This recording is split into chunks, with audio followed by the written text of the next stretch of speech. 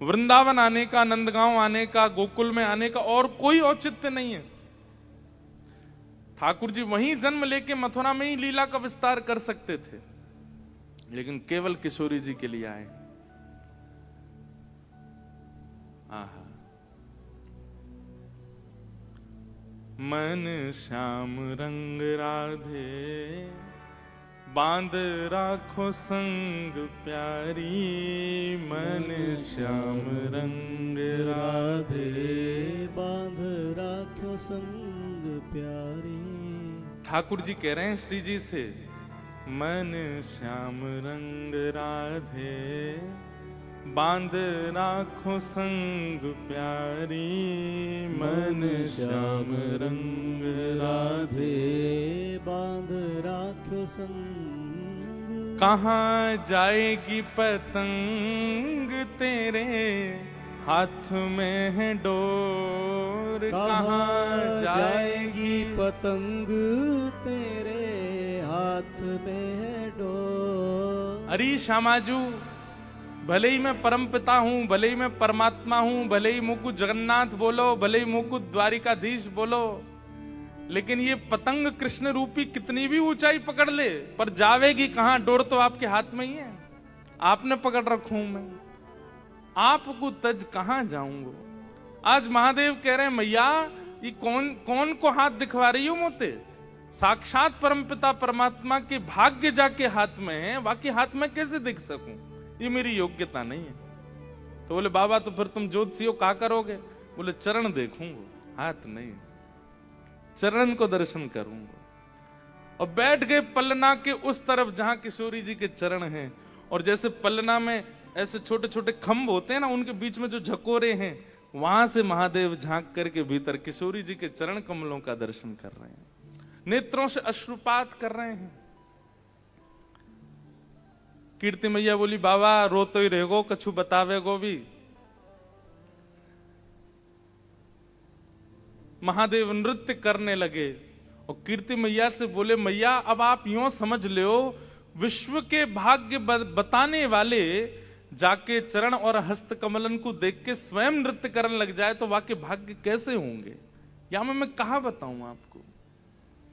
अरे ज्योतिषाचार्य आवे, कोई के हाथ देख के, रेखा देख के कछु बोले, लेकिन नाचन लग जाए तो समझो फिर स्थिति क्या होगी। बोलो मैया पूछो मत, क्योंकि मैं अपनी एक वाणी से बता ना सकूं इनको भाग्य कैसो है।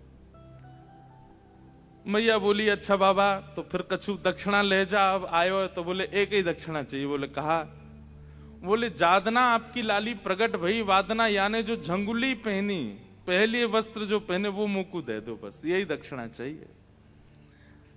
और श्री कीर्ति मैया झंगुली लेके आई। झंगुली मतलब वो एक ही वस्त्र होता है, नीचे तक उसी में ही आ जाते हैं बालक। पीली झंगुली लेकर के आई और वही झंगुली को अपनी जटाजूट में बांध करके महादेव नृत्य कर रहे हैं, आनंद करते हुए वहां से प्रस्थान कर रहे हैं। ऐसी सब लीला ब्रजमंडल में चल रही है। कीर्ति मैया के बोले कभी कोई 4 मुंह वारो आ जाए, कभी कोई 3 नेत्र वारो आ जाए, कभी कोई 4 हाथ वारो आ जाए। पतो ना कहां ऐसो कहां ते नए नए जीव आमे हमारी या लाली को दर्शन करवे के काजे। मुझे तो ऐसो लगे कहीं ये ब्रह्म तत्व तो नहीं है। वास्तव में किशोरी जी कौन है बंधुओं? आप सबने एक शब्द सुना होगा, आह्लादनी शक्ति। अब ध्यान से सुनो। भगवान की 3 प्रकार की संगनी होती हैं, 3 प्रकार की शक्ति हैं। उनमें सबसे पहली शक्ति है स्वरूप शक्ति। ठाकुर जी की दूसरी शक्ति है तटस्था शक्ति, और ठाकुर जी की तीसरी शक्ति है माया शक्ति। पहली स्वरूप शक्ति, अपने रूप से, स्वरूप से कितनी लीलाएं ठाकुर जी ने की, सब आप लोगों ने सुनी है। दूसरी है ठाकुर जी की तटस्था शक्ति, जो कि भगवान के प्रवचन से, भगवान की कथा से, भगवान के ऐश्वर्य से जीवात्मा को आकर्षित करती है, वो तटस्था शक्ति है। उसमें रूप नहीं देखा है, केवल वाणी सुनी है भगवान की, जिसमें हम लोग, आप सब लोग विराजमान है, तटस्था शक्ति। और तीसरी शक्ति होती है ठाकुर जी की माया शक्ति। इसमें भी कई लोग पड़े रहते हैं जो संसार की माया को ही सर्वस्व मानते हैं, उसी को ही भोगने के लिए जीवन जीते हैं। धन किस लिए कमा रहे हैं, ऐश्वर्य किस लिए कमा रहे हैं, पैसा किस लिए कमा रहे हैं, माया को भोगने के लिए। वो भी कहीं ना कहीं भगवान की शक्ति का ही उपभोग कर रहे हैं। पर इसका मतलब ये नहीं कि आप उसको भक्ति समझो। कई भोगी लोग ये बात कहने लग जाएं कि हम भी तो माया का उपभोग कर रहे हैं, ये भी तो भगवान की शक्ति है, ये भी भजन है। नहीं, वो भजन नहीं, वो माया शक्ति वो बनाई ही इसीलिए गई है कि उसके चपेटे में आने वाले व्यक्ति पुनरपि जननम पुनरपि मरणम और संसार चक्र को चलाते रहें। इनमें जो स्वरूप शक्ति है भगवान की, उस स्वरूप शक्ति के भी 3 रूप हैं। स्वरूप शक्ति का पहला रूप क्या है? धाम।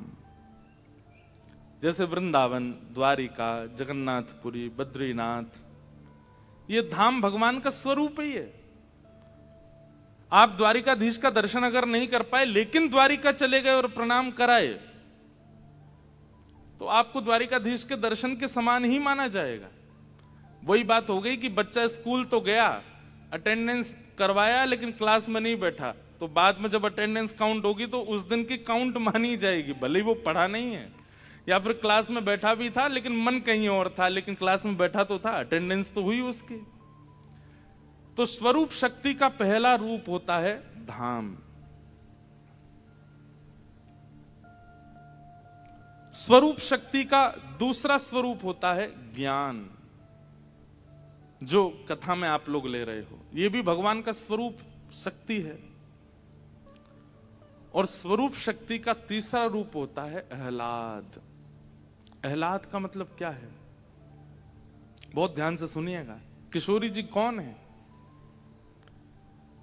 जैसे यहां इस सभागृह में जितने लोग बैठे हैं, हम सब लोग जब किसी बात से अत्यंत प्रसन्न हो जाते हैं तो अपनी प्रसन्नता व्यक्त करने का सबका अपना अपना तरीका होता है।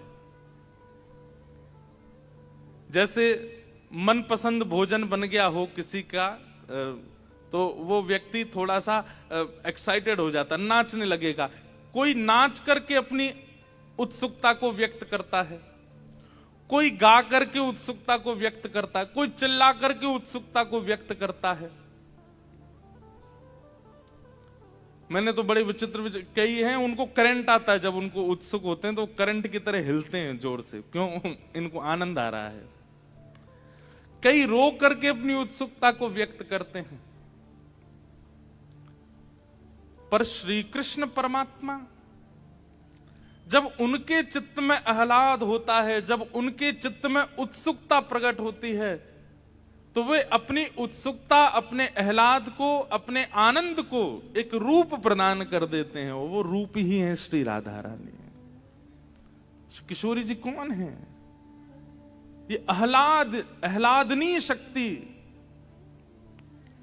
ठाकुर जी के चित्त का आह्लाद ही श्री राधा रानी है।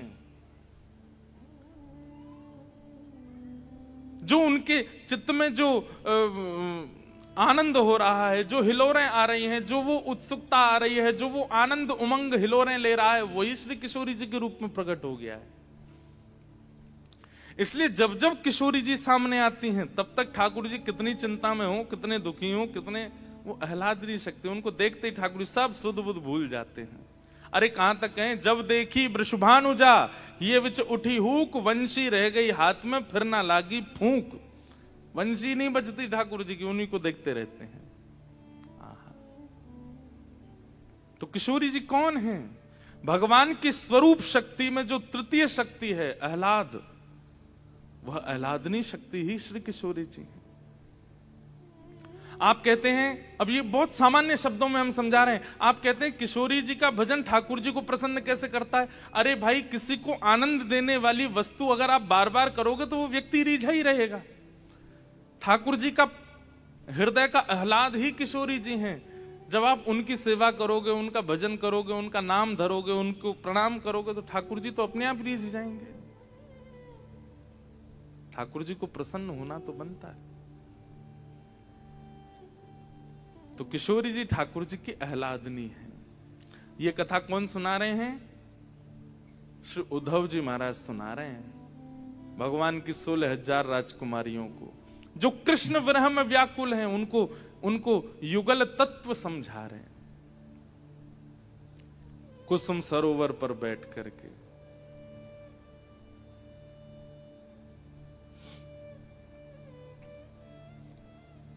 धीमे धीमे दोनों कृष्ण और श्री प्रिया जी अपनी अपनी अवस्था को प्राप्त हो रहे हैं। धीरे धीरे दोनों बड़े हो रहे हैं। यहां ठाकुर जी चलना सीख गए, किशोरी जी बैठना सीख गई हैं। ठाकुर जी बोलना सीख गए, किशोरी जी चलना सीख गई हैं। ठाकुर जी ने खानों सीख गए, किशोरी जी बोलना सीख गई हैं। बस इस संग संग ही दोनों की लीलाएं चल रही हैं। कभी ढोल नगाड़े बरसाने में बजते हैं तो यहां नंद बाबा पूछते हैं, कहा भयो? अरे वहां लाली ने बोलना प्रारंभ कर दियो। तो कुछ दिन बाद ढोल नगाड़े नंद भवन में बजने लगते हैं। बोले यहां कहा भयो? बोले लाला चलनो सीख गयो है। ऐसे ही दोनों के प्रेम उन्माद बढ़ते जा रहे हैं।